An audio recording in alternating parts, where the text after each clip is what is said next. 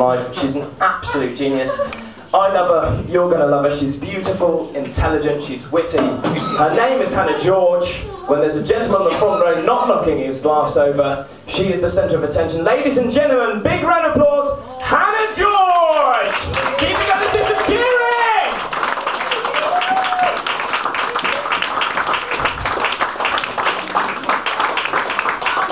That wasn't supposed to be on the lips, but huge round of applause please for Mr. Richard Bond.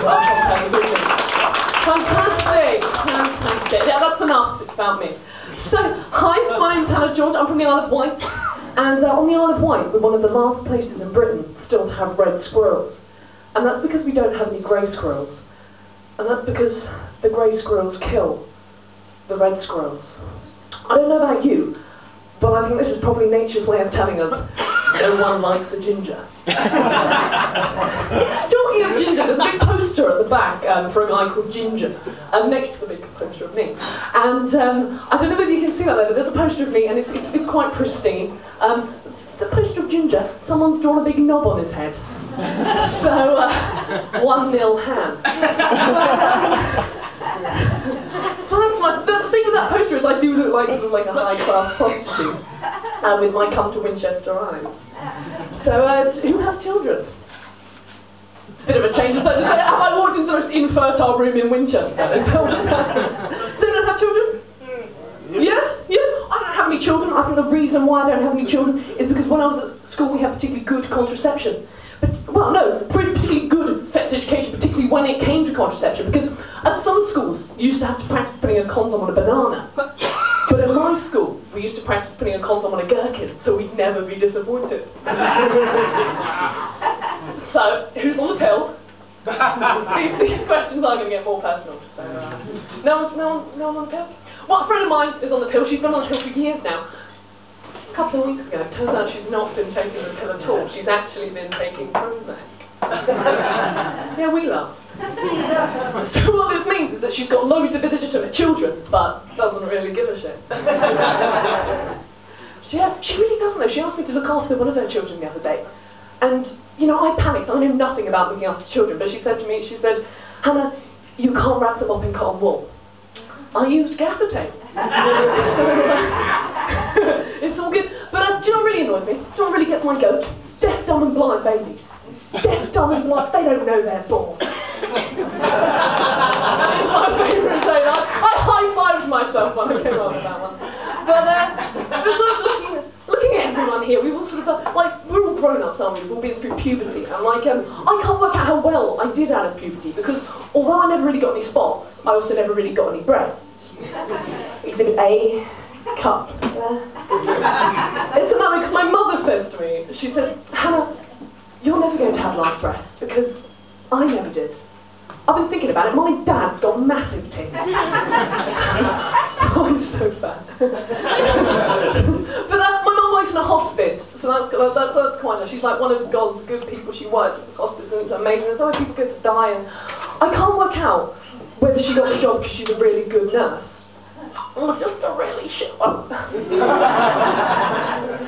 Well, I don't live with my mum anymore. I started living with this girl, and she never does anything. She never leaves the house. And after a while, I said to her, "What is it you do?"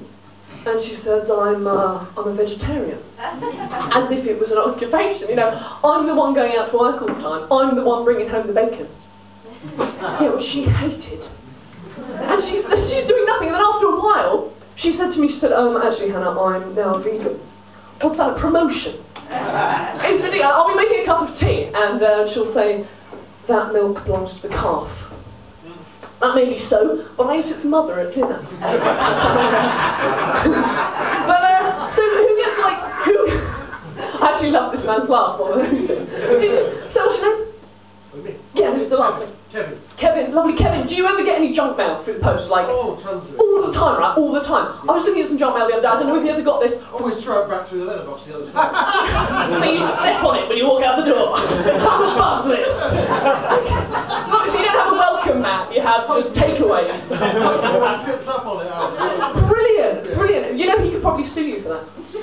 It's good, sue me. Okay.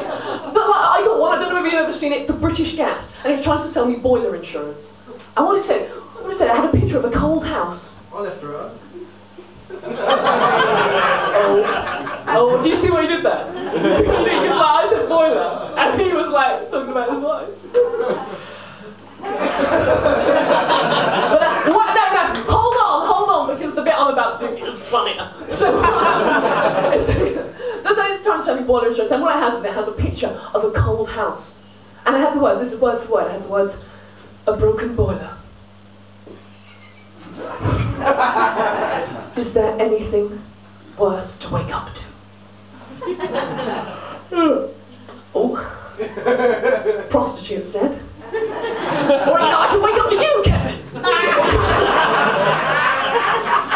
Oh, he loves it. Kevin wants to be involved. Oh, I love it. But Kevin, let me ask you another question, sir.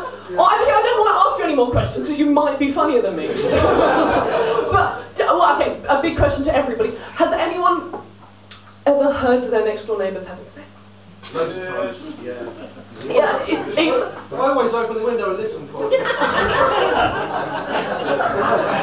This is Kevin's show. No, it's we're actually a double act. It's Kevin and Hannah. He's not on the poster because he's not as pretty as me. Same boobs though.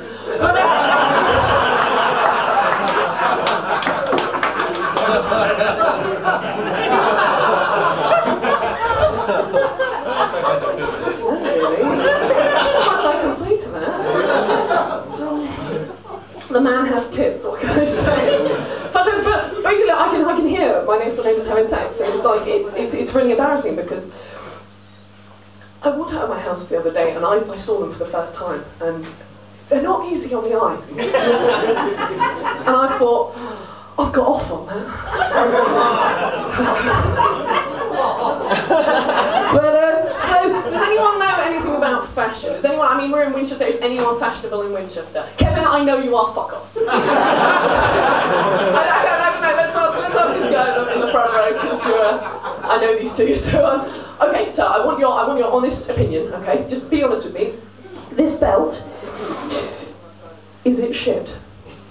Yeah, it's okay. Fair enough. That's Winchester's verdict. If you can't see it at the back, I don't know if you can see it. Basically, it's a Da Vinci classic, immortalised in a gold buckle. It's very tasteful. I wear it all the time. I wear it absolutely all the time. A couple of weeks ago, I went out without it on. I thought I had it on. Apparently I didn't. I was chatting to a guy at a bar, and I thought he'd like a belt. So I said, "Have you seen my Mona Lisa?" I can only assume he thought it was a very middle-class euphemism for my Mrs. Mimsy. The line I most regret was, "Doesn't it have an enigmatic smile?" Apparently not. But so has anyone ever seen those police photo fit things? Those photo fit things that they have in like shop windows when like a murder or rape has happened or something. One happened. I live in Southampton, and one happened like 6 months ago. A murder in Southampton, and genuinely, the photo fit looked almost exactly like me. I know what you're thinking, sort of like, how can a murderer be that pretty?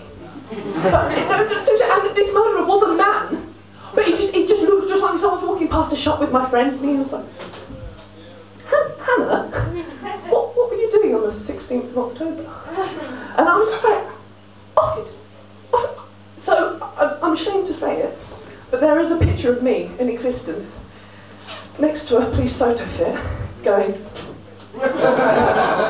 "Oh, there's a photo I don't want ending up on Facebook." Is anyone on Facebook?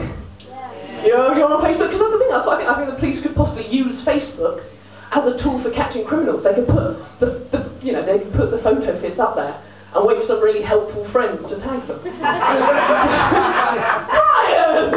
What's Brian been doing? Comment, "Have you been murdering again?" Lol.